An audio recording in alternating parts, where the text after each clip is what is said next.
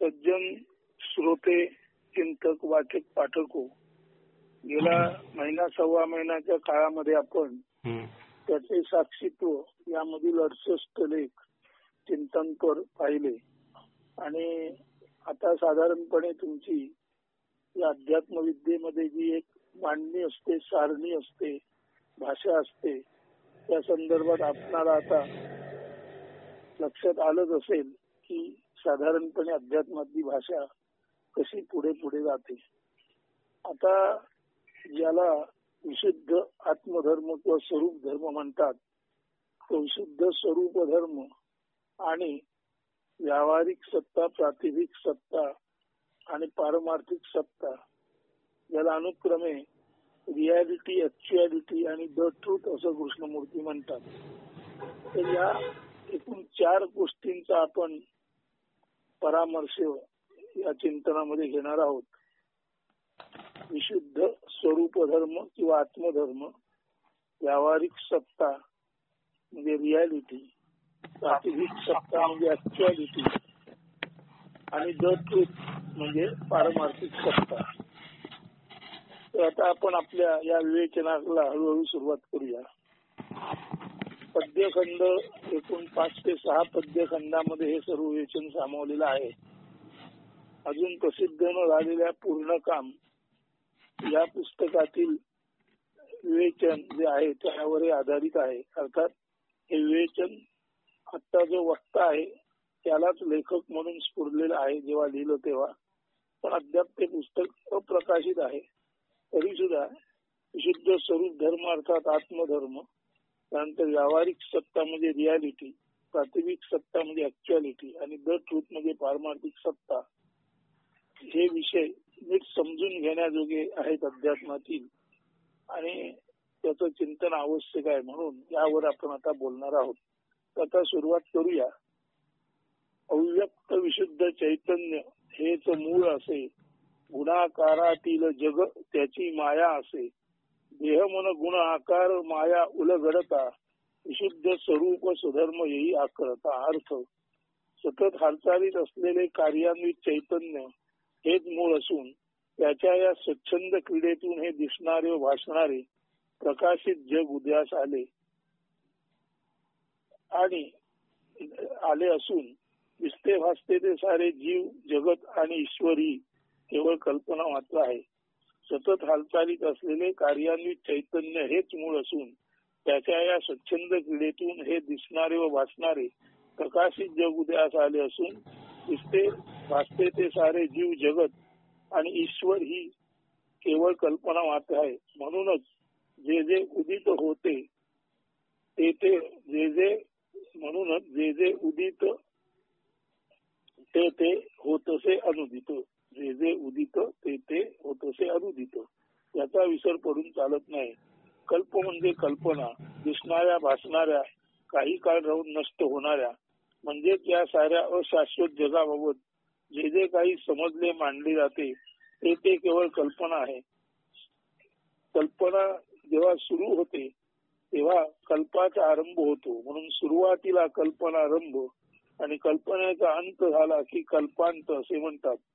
जगरूपी दृश्य असे ना तसे सतत असले तरी त्याबाबत खंडन वा मंडन ही केवळ कल्पना आहे, जी मानवाच्या उत्क्रांतीतून त्याच्या मेंदूतून जन्मलेली असून यावत काळ मानव आहे तावत काळ ती सुरूही राहणारे निश्चित. मात्र कल्पारंभ कल्पांत ही कल्पना मात्र आहे, म्हणजे केवळ कल्पनाच आहे. अशाश्वत सगुण साकाराची सैद्धांतिक मांडणी म्हणजे कल्पना म्हणजे कल्पारंभ किंवा कल्पांत. जग ही जीवांमधल्या सर्वोच्च मानव या जीवाची दृश्य सगुण साकाराबाबतची अत्यंत विलोभनीय मनोहारी मात्र तरीही कल्पित रचना किंवा मांडणी आहे.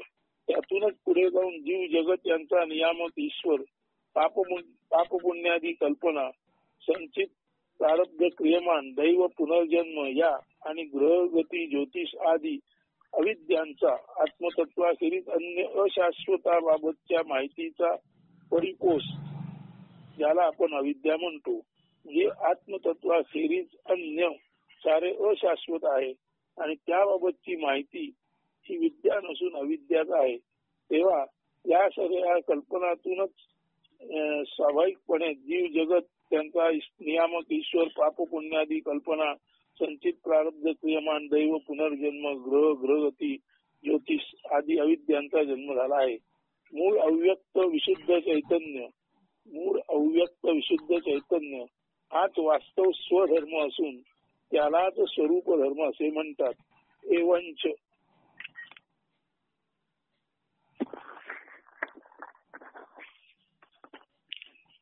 म्हणजे तात्पर्य. एवंच स्वच्छंद चैतन्य हे मुक्त असून तेच निर्गुण निराकार रूपे अखिल सगुण साकार दृश्याचे अदृश्य मूळ आहे.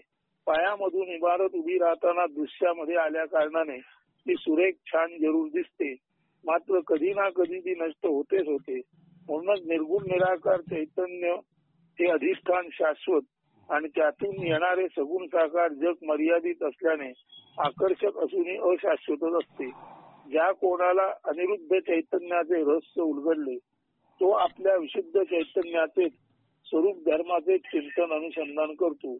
त्या कारणाने तो सदा मुक्त कैवल्य दंगत राहतो. I am complete as I am अशी त्याची जीवन धारणा असते. म्हणजे आपण स्वतः देह मन गुण आकार रूपी अशाश्वत मायेचा संघात म्हणजे भ्रमाचा साठा किंवा भोपळा नसून स्वशरीर आणि अखिल अस्तित्वाच्या मुळाशी असलेले विशुद्ध अविनाशी चैतन्य असल्याने जगण्याबाबत प्रीती आणि मरणाची भीती यापासून तो सदा मुक्त आणि केवळ असणेपणात आनंद मानणारा कैवल्यानंदी असतो. आता पुढचं पद्य पहा, म्हणजे आपल्याला अधिक स्पष्टता येईल. पाया सत्य असे इमारत कल्पना विना पाया ती कधी असू शकेना. पाया स्वतंत्र इमारत परतंत्र चैतन्य सत्य देह इमारत परतंत्र. सुवर्ण मूळ असे अलंकार अक्षर अलंकार येती जाती सुवर्ण अक्षर. मातीतून घट साकारला जाई घट फुटे परी माती फूट फूट नाही. अक्षरावरी क्षर जैसे जलावरी शेवाळ धोतराच्या सुरकुत्या आठ्या भरले कपाळ. एक मूळ असे दुसरे बांडगुळ त्यागुनी बांडगुळ ज्ञानी ग्राही तसे किंवा ग्रहण करी तसे मूळ. परस्पर संबंधे उभय सत्य राही पाया इमारत चैतन्य देह सही. परस्पर संबंधे उभय सत्य राही पाया इमारत चैतन्य देह सही. सुवर्ण अलंकार माती आणि घट तत्वता उभई नसे काही खोट. जैसे की जल अन त्यावरले शेवाळ धोतर सुरकुते आठ्यावरले कपाळ. झाड बांध गुळ मूळ आवरण चैतन्या पडते विवर्त प्रावरण. नाते संबंधी उभय राही सत्य मात्र प्रावरण रहित तेची एकमेवा द्वितीय सत्य. निरपेक्ष सत्य निर्गुण निराकार सापेक्ष सत्य सगुण साकार. उभयान्वयी वसे ते सर्व खलविरम ब्रह्म जाणे हे की तो भूमाश्रयमेव ब्रह्म. अर्थ पाया हा सत्य असून त्यावर इमारत उभी करावी असे वाटणे ही कल्पनाच आहे. पाया हा सत्य असून त्यावर इमारत उभी करावी असे वाटणे ही कल्पनाच आहे. पायावर इमारत निर्माण केल्यावर इमारत सुद्धा वास्तव ठरते. तरीही विना पाया इमारत असू शकत नाही. विना आधार नवनिर्माण शक्य नाही. हे लक्षात घेता पाया हे स्वतंत्र सत्य असून इमारत परतंत्र सत्य किंवा आधारित अवलंबित म्हणूनच काल्पनिक सत्य आहे. त्याप्रमाणे चैतन्य सत्य असून देह अवलंबित किंवा काल्पनिक सत्य आहे. कल्पना येते त्यावेळी कल्पना आरंभ आणि नाही कल्पना येते त्यावेळी कल्प आरंभ. कल्पना येते तेव्हा कल्प सुरू होतो म्हणून कल्पना येते त्यावेळी कल्पारंभ आणि नाहीशी होते तेव्हा कल्पांत होतो. येणारी जाणारी कल्पना आणि त्यातून निर्माण होणारे जग हे अशा अर्थी कल्पना जनित म्हणून काल्पनिक असते आणि ते पाया किंवा अधिष्ठाना इतके शाश्वत सत्य नसते. त्याला विशुद्ध सत्याची प्रतिष्ठा नसते. ते एक काल सापेक्ष अवलंबित वास्तव असते. निरपेक्ष सत्य नसतेच नसते. वस्तुस्थितीतील वास्तव कधीच निरपेक्ष सत्य नसते. वस्तुस्थितीतील वास्तव कधीच निरपेक्ष सत्य नसते. ते वस्तुस्थितीनुसार बदलते. तर असे बदलते वास्तव म्हणजे प्रत्यक्षता अशाश्वतच आहे. तसेच सुवर्ण मूळ अक्षर असते, मात्र तद्भूत त्यातून आलेले अलंकार अवलंबित कालसापेक्ष मोडले जाऊ शकणारे, म्हणूनच त्यांना धारण करणाऱ्याच्या कल्पनेनुसार बदलू शकणारे क्षर नाशिवंत आणि मुळापासून पूर्णपणे अलग न होताही, म्हणजे सर्वच्या सर्व सुवर्ण न टाकताही थोडेफार मिश्रित, हिणकस आणि बदलातील म्हणून विकारही असतात. ते नीट समजून घ्या. सुवर्ण जे आहे, मूळ सुवर्ण ते अक्षर आहे, त्याच्यात कुठल्याही तऱ्हेचं प्रदूषण नाही. परंतु जेव्हा अलंकार होतात त्यावेळेला त्यामध्ये तांब्यासारखे इतर धातू मिश्रित होतात. नव्हे, अलंकारासाठी मूळ सुवर्णाला काहीतरी उणीव आणावी लागते, खोट आणावी लागते. मूळ सुवर्णात काहीतरी प्रदूषित होतं, तेव्हाच अलंकार निर्माण होतात. बरं, हे निर्माण केलेले अलंकार तरी तसेच्या तसे असतात का? नाही. एखाद्याने 10 तऱ्हेचे अलंकार धारण केले तर दुसरा ते 10 तऱ्हेचे अलंकार बदलून नवीनच अलंकार त्यातून तयार करील. म्हणजे मूळ सुवर्णातून बाहेर येताना, अलंकार बाहेर येताना सुवर्णाला हिणकसपणा येतो, त्यामध्ये काहीतरी मिश्रण होते आणि बाहेर आलेले अलंकार सुद्धा ज्याच्या त्याच्या आवडीनुसार तोडले मोडले जाऊ शकतात, नवीन घडवले जाऊ शकतात. म्हणजे अलंकार हे कायमस्वरूपी कधी न राहणारे, तर धारण करणाऱ्याच्या मर्जीनुसार तोडले जाऊ शकणारे, मोडले जाऊ शकणारे असतात. मात्र सुवर्ण हे निव्वळ सुवर्ण अशा अर्थी जसेच्या तसे नेहमीच असते. येथे सुवर्ण अक्षर आहे आणि अलंकार एक क्षर म्हणजे अशाश्वत आहेत. तर तेच नाते आहे माती आणि घटाचे. माती आणि घट, माती ही माती म्हणून कायम एकच स्वरूपी असते, परंतु घट माठ जेव्हा आपण म्हणतो त्या वेगवेगळ्या आकाराची भांडी त्याच्यातून येतात. ती भांडी तुटतात फुटतात, नवीन आकार धारण करतात, भांडी येतात जातात, पण माती कायम असते. अशा अर्थी माती हे अक्षर आहे आणि त्यातून निर्माण झालेले घट हे क्षर म्हणजे अशाश्वत आहेत. तर सुवर्ण आणि दागिने, माती आणि त्यातून निर्माण झालेले घट यांचे नाते अविकारी आणि विकारी आहे. म्हणजे पाया अविकारी आहे आणि त्याच्यातून निर्माण झालेले सुवर्ण या पायातून निर्माण झालेले दागिने विकारी आहेत. माती या पायातून निर्माण झालेले घट हे विकारी आहेत. तसंच पाया शाश्वत आहे आणि त्यातून निर्माण झालेली इमारत ही विकारी आहे. आता पुढे, तर अक्षर अविनाशी पायावर अधिष्ठानावर क्षर किंवा विकारी तसे उमटते जसे पाण्यावर शेवाळ. धोतर आणि त्याच्या सुरकुत्या, कपाळ आणि त्यावरील आठ्यांचे जाळे, मूळ झाड आणि त्यावर पोचलेले बाणगुळ म्हणजे परोपजीवी अन्य वनस्पती यांचेही नाते अक्षर अक्षर अविकारी विकारी असेच असते. ज्ञानी माणूस अविकारी सत्याचे ग्रहण याची धारणा किंवा उदाहरण करतो आणि विकारी जे त्याचा त्याग साधतो.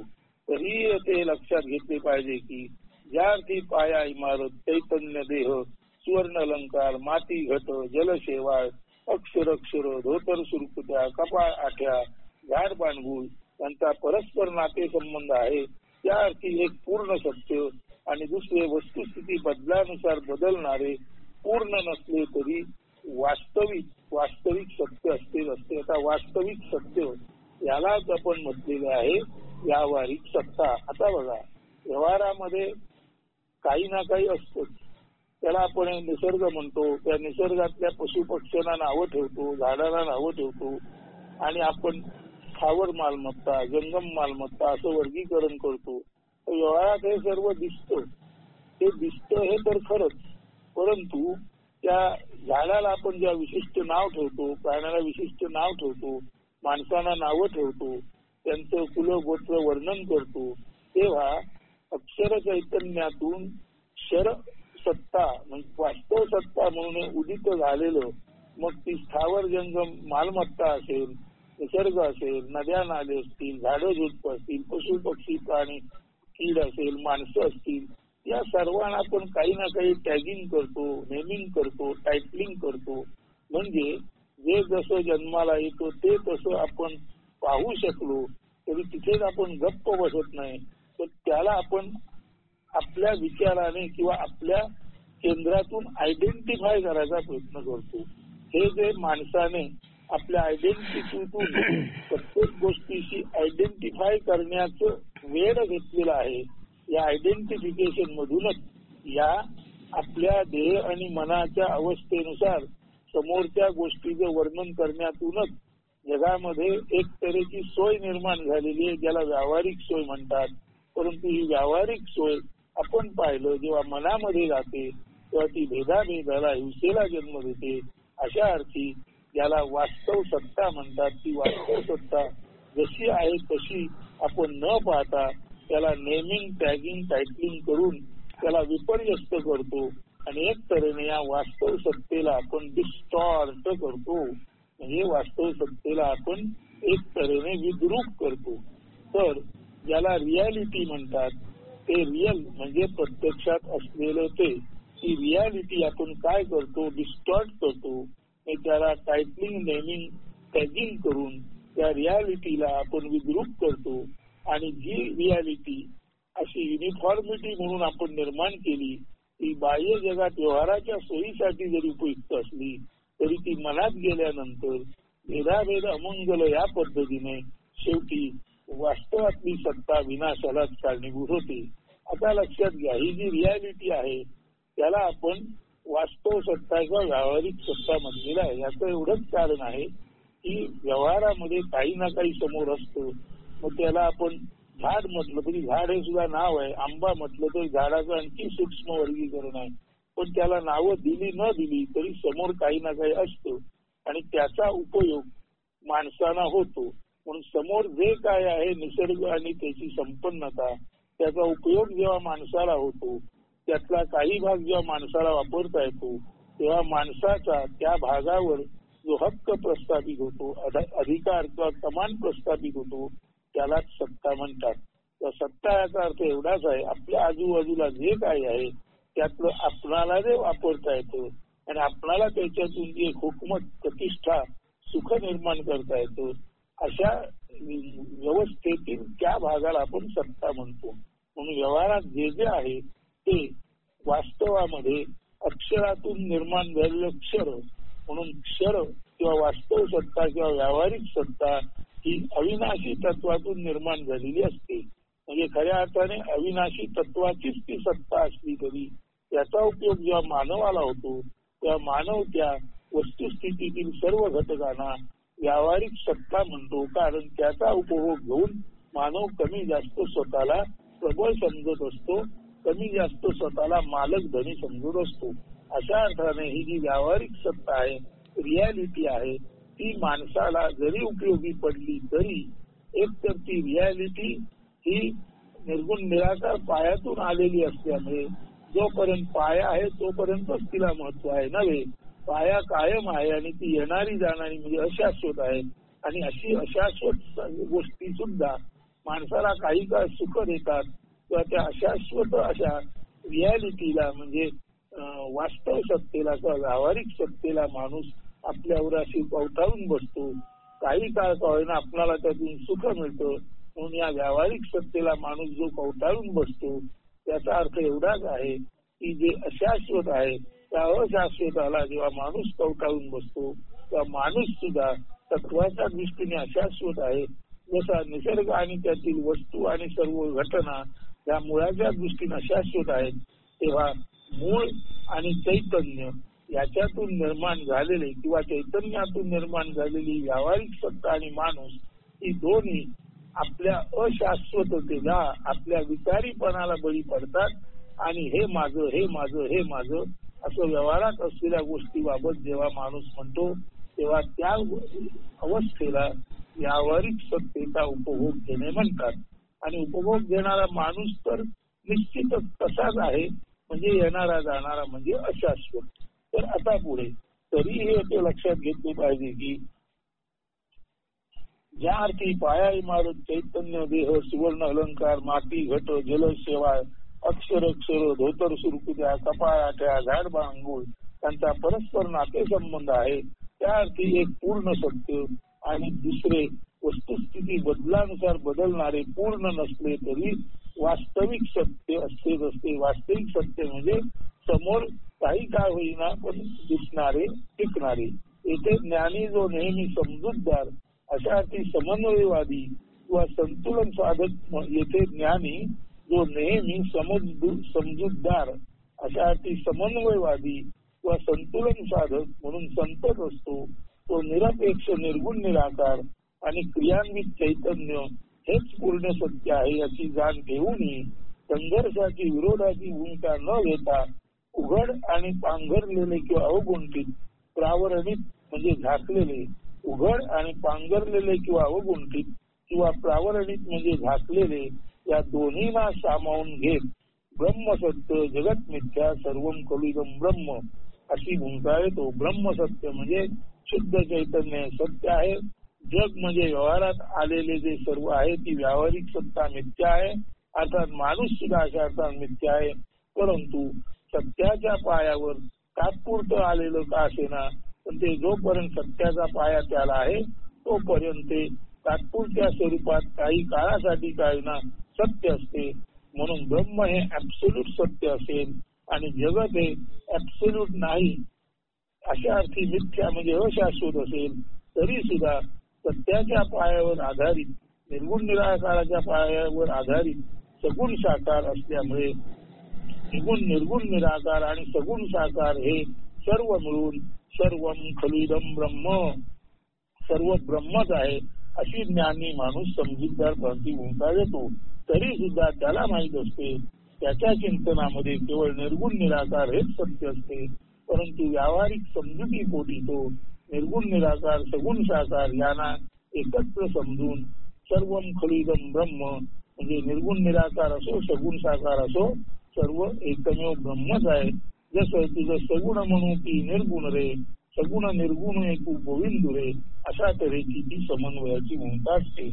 या निर्गुण निराकार सगुण साकार यांचा उभयान्वय साधणारी भूमिका ज्ञानी माणूस घेतो. त्यामुळे तो विराट निरतिशय स्वयमेव ब्रह्मसुखाचा शाश्वत मालक किंवा शाश्वत धनी ठरतो.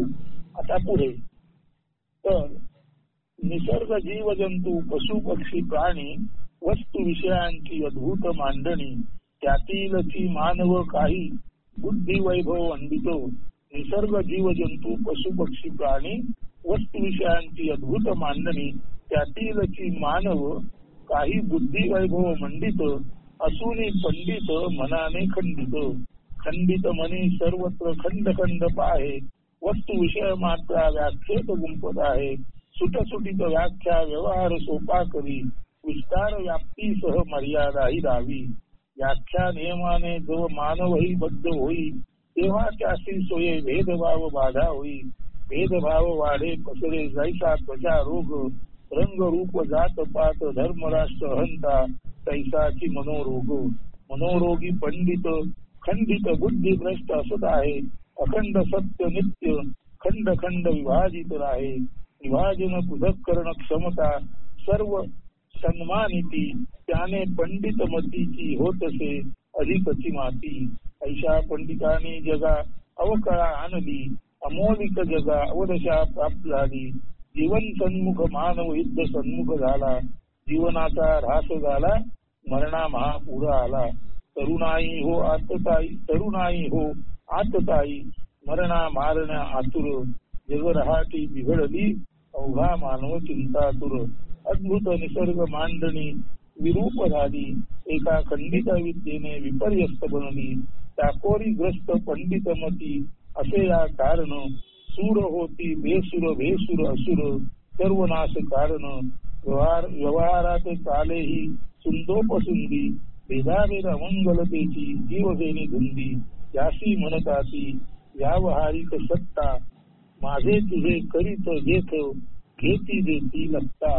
ध्यान चिंतनात उलगडे व्यावहारिक सत्ता तिथे सोबत असूनही ज्ञानी न देतसे तिला महत्ता. विपर्यस्त व्यावहारिक सत्ता त्यागी ज्ञानी खोटे तेजिनी माया टाकुनी. प्रातिभिक सत्ता भोगितसे ज्ञानी प्रातिभिक सत्ता ही प्रतिबिंबात्मक राही. तीही तेजुनी ज्ञानी सोये सत्य परमार्थ सत्ता रूपी राही. तर निसर्गात जीव जंतू पशु पक्षी प्राणी वस्तू विषय यांचे एक अद्भुत मान्य असल्याचे आपण सारे पाहतो आणि अनुभवतो. त्यातीलच एक मानवही आहे. त्या मानवांपैकी काही विशेष बुद्धिवैभवाने मंडित आहेत. त्यांना पंडित म्हणून मान सन्मानी मिळतो. वास्तवात त्यांची बुद्धी आणि मन खंडित असते. प्रत्येक वस्तू विषय घटक यांची व्याख्या करण्याचा त्यांना छंद असतो. त्या छंदापायी या साऱ्यांची व्याप्ती, प्रगती वा वाढ होण्याची क्षमता, स्कोप आणि मर्यादा ही लिमिटेशन सांगितल्या जातात. त्यामुळे व्यवहार सोयीचा होतो किंवा कमी गोंधळाचा म्हणजे लेस मेसी होतो. येथपर्यंत सारे ठीक असते.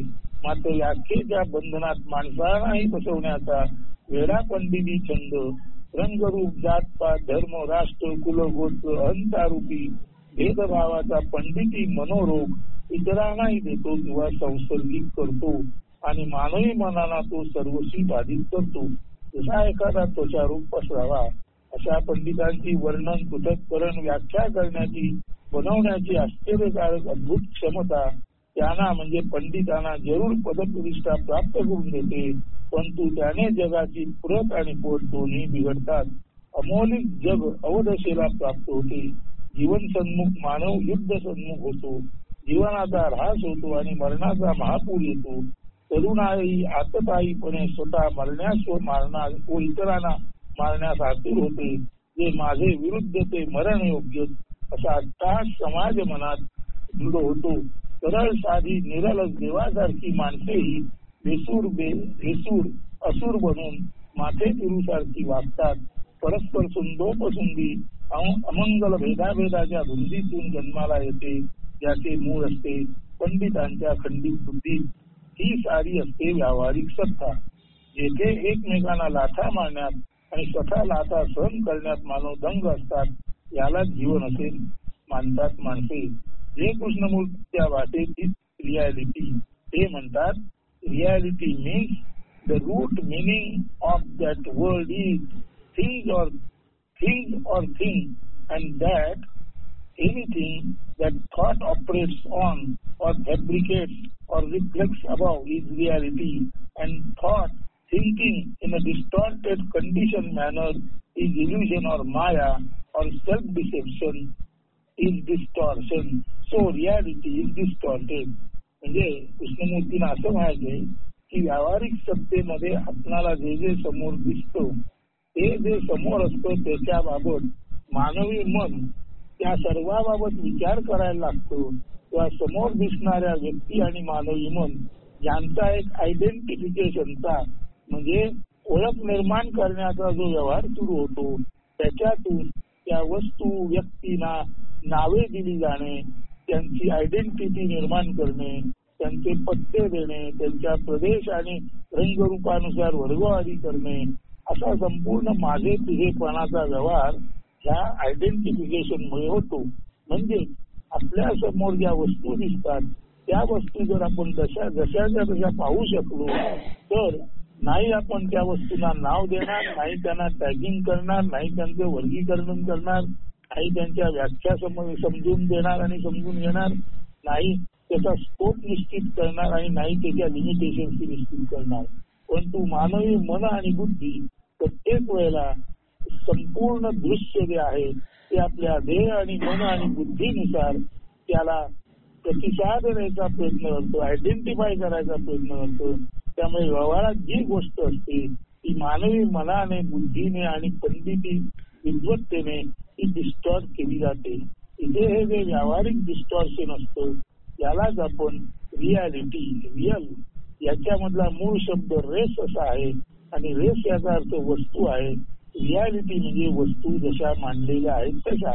आता वस्तू जशा मांडलेल्या आहेत तशा आपण पाहिल्या तर त्या वस्तूंचं आपण नेमिंग करणार नाही, टायटनिंग करणार नाही, वर्गीकरण करणार नाही, व्याख्या करणार नाही. परंतु नाही, तसं होत नाही. माणूस समोर दिसलेल्या प्रत्येक गोष्टीशी आपला नातेसंबंध जोडायला जातो आणि तेच व्यवहारात असलेल्या वस्तू ज्या जशा आहेत तशा न पाहता त्या डिस्टॉर्ट केल्या जातात. म्हणून कृष्णमूर्ती म्हणतात रियालिटी किंवा व्यवहारात वस्तूंची असलेली मांडणी म्हणजे व्यावहारिक सत्ता हे डिस्टॉर्शन आहे. म्हणजे व्यावहारिक सत्ता ही जशी आहे तशी न पाहता आपण तिला आपल्या कल्पनेने त्यात भर तरी घालतो किंवा त्याच्यात झेप तरी पाडतो आणि अखंडतातून आलेली व्यावहारिक सत्ता मानव आपल्या संकुचित बुद्धीने, खंडित बुद्धीने अधिकाधिक खंडित आणि अधिकाधिक आहे त्याहून अधिक अशाश्वत बनवतो. म्हणून कृष्णमूर्तीच्या दृष्टीने व्यावहारिक सत्ता म्हणजे रियालिटी हे डिस्टॉर्शन आहे आणि ते डिस्टॉर्शन पंडितांच्या पंडिती बुद्धीतून त्यांच्या खंड खंड करणाऱ्या अनालिटिकल अप्रोच मधून आलेलं आहे. म्हणून रियालिटी इज डिस्टॉर्शन. व्यावहारिक सत्ता किंवा वास्तव सत्ता हे डिस्टॉर्शन आहे. हे एक तऱ्हेचं वास्तवाचं विद्रूपीकरण आहे. त्यामुळे खरा ज्ञानी ज्याची अंतर्प्रज्ञा म्हणजे इनसाइट मुक्त आहे वा जागृत झाली आहे तो या व्यावहारिक सत्तेला तिच्या मायावी रूपाला जरी तो तिच्या सहित असला तरी महत्व न देता ती पासून अलिप्त राहतो. मात्र असे खंडित बुद्धीचे पंडित जरी व्यावहारिक सत्तेला डिस्टॉर्ट करत असले तरी सुद्धा ज्यांची इनसाइट अंतर्प्रज्ञा जागृत आहे असे लोक आपल्या त्या अंतर्प्रज्ञेच्या बळावर काही अंतर्प्रज्ञा याचा अर्थ एवढाच आहे जो माणूस उन्मनी असतो, ट्रान्सडेंटल असतो, त्या माणसाचं मन इतकं परम शांत असतं, त्यातील जाणीव रूपी जल इतकं परम शांत असतं की आरशात जसं आपलं रूप दिसावं तसं त्याच्या जाणीव रूपी मानस सरोवरात वस्तू जशाच्या तशा दिसतात आणि त्यांना कुठल्याही तऱ्हेचं नाव देणं, व्याख्या करण्याच्या भानगडीत तो पडत नाही आणि जे जसं आहे तसं ते पाहतो. असं एखाद्या आरशात दिसणाऱ्या पद्धतीने जाणीवेच्या पाण्यामध्ये जेव्हा वास्तव सत्य ओळखलं जातं तेव्हा अशा बुद्धीला प्रतिभा म्हणतात. म्हणून जीवनाचं वास्तव ज्ञानेश्वरांसारख्या ज्ञानी संतांनी आपल्या प्रातिभिक बुद्धीने म्हणजे आपल्या अंतर्प्रज्ञेने ओळखून त्या जगाचा स्वतः मोह टाळून आणि त्या जगाला एखाद्या सापासारखं दूर राखून फक्त त्या जगातील सत्य तेवढं त्यांनी मानलेलं आहे. म्हणून वास्तविक सत्ता किंवा रियालिटी जरी डिस्टॉर्शन असलं तरी जे ज्ञानी खऱ्या अर्थाने चैतन्य धर्म किंवा स्वरूप धर्म मानतात त्यांना मात्र या वास्तविक सत्तेतील सत्य त्यांच्या चिंतनाद्वारे कसं प्रतिबिंबित होतं, जसं आरशात प्रतिबिंब दिसावं तसं. तर असं वास्तवातील सत्य ज्यांना आपल्या ध्यान चिंतनात प्रतीत होतं, प्रतिबिंबित होतं त्या गोष्टीला ऍक्च्युअलिटी म्हणजे प्रातिभिक सत्ता म्हणतात. हे जी सत्ता जशी दिसते ती तशी आहे की नाही, तिचं मूळ रूप काय हे जेव्हा चिंतनामध्ये ओळखलं जातं तेव्हा त्या सत्तेला ऍक्च्युअलिटी म्हणजे प्रातिभिक सत्ता म्हणतात. बघा, रियालिटी रेस्ट म्हणजे वस्तू, वस्तू जशा आहेत तशा रियालिटी आणि वस्तू जशा आहेत तशा ओळखता येणं त्याला खंडित मंडित न करता त्यांचं सत्य रूप आपल्या चिंतनामध्ये ऍक्टिव्हेट होणं याला म्हणायचं ऍक्टिव्हिटी. वस्तूंचं मूळ रूप चिंतनामध्ये कळणं या गोष्टीला ऍक्च्युअलिटी किंवा प्रातिभिक सत्ता म्हणतात आणि वस्तू व्यवहारात जशा आहेत तशा असणं याला रियालिटी म्हणतात. पण रियालिटी आणि ऍक्च्युअलिटी या दोन्ही गोष्टी ज्ञानी माणसाला जशाच्या जशा कळल्या तरी जे ज्ञानी आहेत परंतु आपल्या विद्वत्तेचा यांना अहंकार झालेला आहे त्यांना मात्र ऍक्च्युअलिटीचा लाभ न होता ते केवळ व्यावहारिक सत्तेला वेगवेगळ्या भागामध्ये विभाजित करून आपला स्वार्थ साधतात. अशा वेळेला ही व्यावहारिक सत्ता जगाचा नाश करणारी ठरते आणि माझे माझे भ्रांती होते अशा पद्धतीने ही व्यावहारिक सत्ता मानवाचा नाश करते. तर मात्र ज्ञानी माणसाला ही व्यावहारिक सत्तेची बाधा होत नाही कारण त्याला त्याच्या ध्यान चिंतनात व्यावहारिक सत्तेचं मूळ अशाश्वत रूप समजलेलं असतं. त्यामुळे व्यावहारिक सत्तेपासून दूर राहायचं हे त्याला त्याच्या ध्यान चिंतनात कळतं आणि व्यावहारिक सत्ता ही सुद्धा नश्वरच आहे, जसा माणूस नश्वर आहे त्याला कळतं आणि हे जे त्याला कळतं ते त्याला त्याच्या ध्यान चिंतनात कळतं. जसं आरशात प्रतिबिंब बघावं, पाण्यात आपला चेहरा बघावा, तसंच त्याच्या जाणीव रूपी आरशामध्ये किंवा जाणीव रूपी पाण्यामध्ये जेव्हा तो ध्यानात असतो तेव्हा त्याला सत्य आणि असत्य त्याचा पूर्ण विवेक जागा होतो. सत्याचं त्याला पूर्ण पारख होते आणि असत्यापासून तो दूर जातो. ही सुद्धा एक सत्ता आहे जी खऱ्या संतांना ऋषी मुनींना प्राप्त झालेली असते. तिला प्रातिभिक सत्ता म्हणतात. तर वास्तविक सत्ता ही सर्वांसाठी आहे. प्रातिभिक सत्ता ही ऋषी मुनी संतांसाठी आहे. तरी सुद्धा शेवटी प्रातिभिक म्हणजे प्रतिबिंबात्मक असल्यामुळे बिंब त्याच्याही पलीकडे जाणून ज्ञानी माणूस व्यावहारिक सत्तेला दूर सारतोच, रियालिटीला दूर सारतोच, कारण ते डिस्टॉर्ट आहे. आणि प्रातिभिक सत्तेलाही तो दूर सारतो, कारण ते प्रतिबिंब आहे. आणि तो मूळ बिंबाचा म्हणजे मूळ चैतन्याचा शोध घेऊ लागतो आणि सर्व काही चैतन्यातून आलेलं आहे हे तो जाणतो.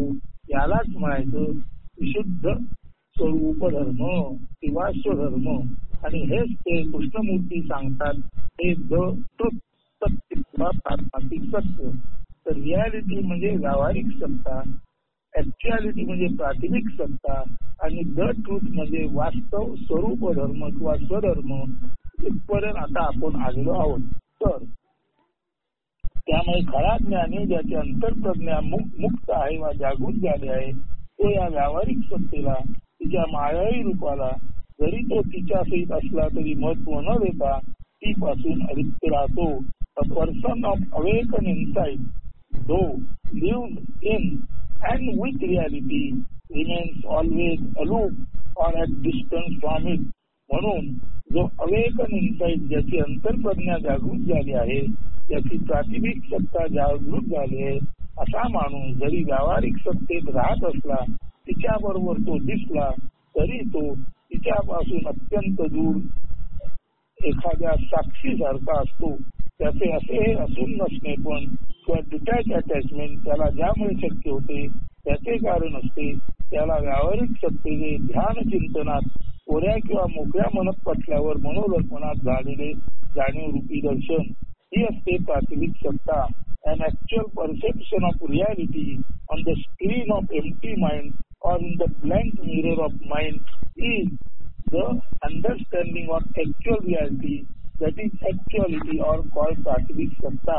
म्हणजे असं an actual perception of reality म्हणजे वास्तव सत्तेचं प्रत्यक्ष ध्यानामध्ये जाणवलेलं दर्शन, ते दर्शन मनाच्या कोऱ्या पडद्यावर किंवा हृदयाच्या कोऱ्या पडद्यावर कसे होते, जसे आरशामध्ये आपले स्वरूप पाहावे तसे.